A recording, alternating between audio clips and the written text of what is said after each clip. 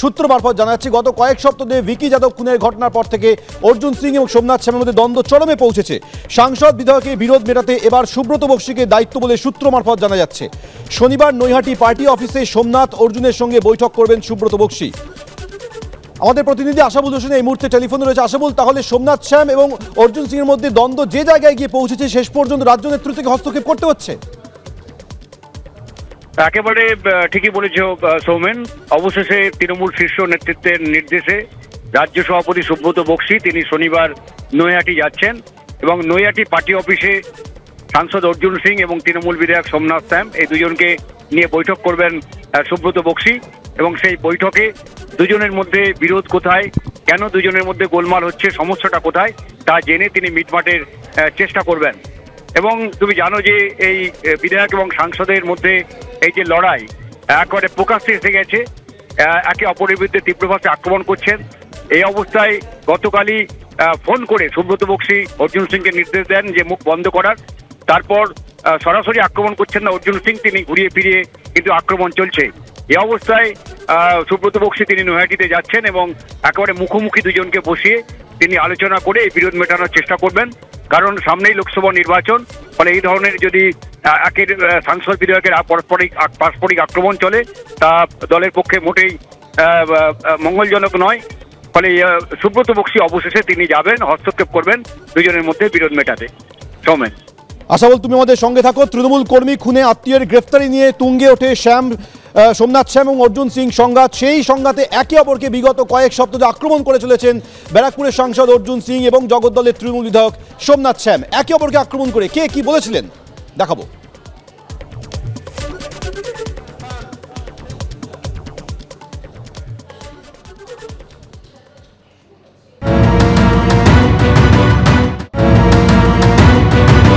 আপনি সোমনাথ শ্যামের সঙ্গে পঙ্কজের অনেক ছবি দেখিয়েছেন, সেখানে না পেরে পবন সিং যিনি এখন বিধায়ক বিজেপি তার সঙ্গে আপনার বাবা ছেলের সম্পর্ক থাকতে হবে, কিন্তু আজকে পঙ্কজ আজকে ইমরানের সঙ্গে ছবিটা দেখানো হচ্ছে, এটা কি আপনার সঙ্গে লড়াই এটে উঠতে না পেরে এটা করছেন?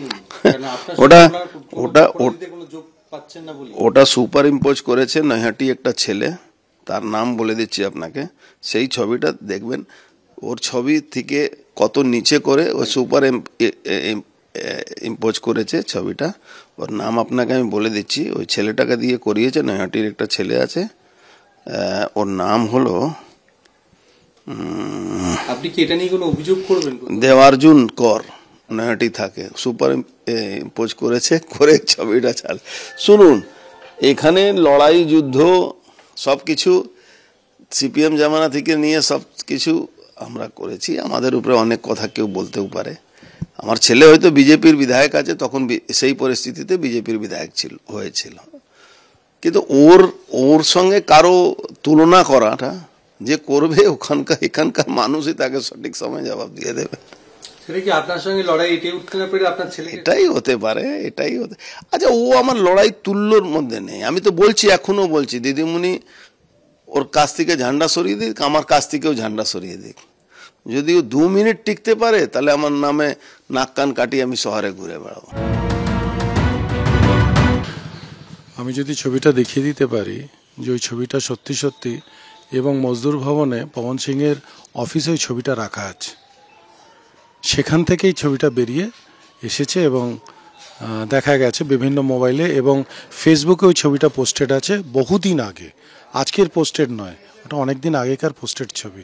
তো দেখুন, ভুলভাল বললে সেটার কোনো ওজুদ দাঁড়ায় না। তো আমি এটা নিয়ে বিতর্কে যেতে চাইছি না, আমি আরও ছবি দেখাবো। দলের নেতৃত্বকে জানিয়ে দিয়েছি, দল এবার কি করবে, দল ব্যাপার আছে। আমি আইনের লড়াই লড়ছি, আইনের লড়াই লড়বো।